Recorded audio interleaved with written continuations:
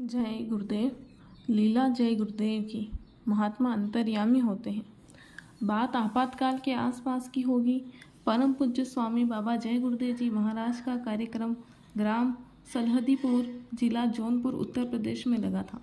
जिले में उस समय प्रचार प्रसार का कार्य बहुत ही तीव्र गति से चल रहा था। अन्य जगहों पर भी कार्यक्रम लगे थे। उस समय के एक जन समर्थन प्राप्त कर्मठ प्रेमी की सराहनीय सेवा जिले में चर्चा का विषय बनी थी। वह परम पूज्य स्वामी जी महाराज से बहुत प्रभावित थे। गुरु महाराज के प्रिय भी थे। अपने मन से मालिक के कार्यक्रम का प्रचार कर दिया। उन्हें पूरा भरोसा और विश्वास था कि गुरु महाराज हमारी सेवा से इतने खुश हैं कि वो जरूर से जरूर आएंगे। इसके पीछे जनता में प्रसिद्धि की भावना भी जुड़ी हुई थी। गुरु महाराज अन्यत्र कार्यक्रम में जब आए तब उन प्रेमी ने अनुनय विनय करके अपने द्वारा रखे गए प्रचारित कार्यक्रम की जानकारी दी और सत्संग में चलने की प्रार्थना की। उनकी प्रार्थना सुनते ही परम पूज्य स्वामी जी महाराज की दया मोच कुछ विचित्र हो गई। वह कहने लगे कि बिना पूछे अपनी मर्जी से कार्यक्रम रख लेते हो। हमें पता भी नहीं रहता कहाँ कहाँ हम जाएंगे। हम कहीं नहीं जाएंगे।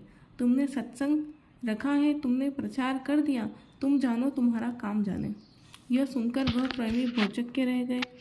इस प्रकार के जवाब की उम्मीद सपने में भी नहीं थी। उन्हें अपनी सेवा, भक्ति, प्रेम पर अटल विश्वास था, लेकिन आशा के विपरीत उत्तर पाकर वह एकदम अधीर हो उठे।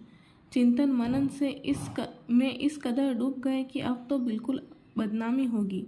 गुरु महाराज नहीं जाएंगे तो मेरा क्या मखौल उड़ेगा, जनता को हम क्या जवाब देंगे। इसी प्रकार उधेड़-बुन में पड़े रूखे फीके ऊंचा-चाट सा लिए सत्संग में बैठ गए। सत्संग चल रहा था, पर उनके अंदर उस विषय को लेकर इतनी कुंठा और अभाव आ गया कि सत्संग के वचन पल्ले ही नहीं पड़ रहे थे। विह्वल होकर अदृश्य आंसू बहाकर अंदर में रोते रोते अपनी गलती का आभास कर रहे थे। सत्संग धारा प्रवाह चल रहा था। अपने विचार मग्न चिंतन में डूबे उन प्रेमी को एकाएक बहुत बड़ा झटका लगा और वह पूरी तरह सचेत हो गए। परम पूज्य स्वामी जी महाराज ने सत्संग सुनाते हुए बीच में कहा कि संत महात्मा सब कुछ जानते हैं, उनसे कुछ छिपा नहीं है। अंदर बाहर का भेद उनको पता रहता है। कौन कब कहाँ आ रहा है, कौन कहाँ कब जा रहा है, कौन पैदा हो रहा है, कौन मर रहा है, सब उनकी निगाहों के आगे होता है। अरे महात्मा यह भी जानता है कि उधर पेड़ के नीचे बैठकर कौन रो रहा है। इतना सुनते ही उनके रोंगटे खड़े हो गए। रुलाई और बढ़ गई। गमछा आंसू पहुँचते पहुँचते भीग गया। उस गम में डूबे प्रेमी का अश्रु प्रवाह रुकने का नाम नहीं ले रहा था। सत्संग के बाद जब वह प्रेमी गुरु महाराज के सामने आए तो हंसते हुए स्वामी जी ने कहा कि तुमने हमारा प्रचार किया है, हम नहीं जाएंगे तो लोग हमको कहेंगे। चलो हम तुम्हारा कार्यक्रम करने चलेंगे। उन प्रेमी की खुशी का ठिकाना नहीं रहा। दुगने उत्साह के साथ अपार भीड़ का सत्संग कराया।